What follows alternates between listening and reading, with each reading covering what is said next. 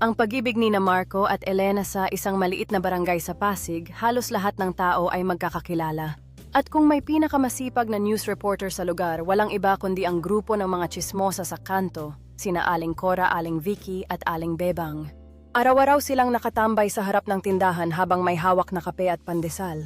Uy, nakita niyo ba si Elena kagabi, tanong ni Aling Cora. Aba, oh, hinatid na naman ni Marco. Nako, may something na talaga ang dalawa, sagot ni Aling Vicky habang nakangiti. Si Elena ay isang simpleng guro sa elementarya, mabait, tahimik at magalang sa lahat.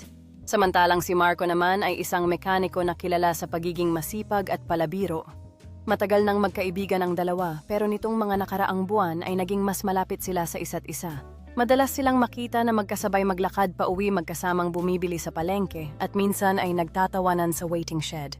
Dahil dito lalong naging aktibo ang mga tsismosa. Sigurado akong may relasyon na sila. Sabi ni Aling Bebang, hindi pa yata. Pero malapit na. D.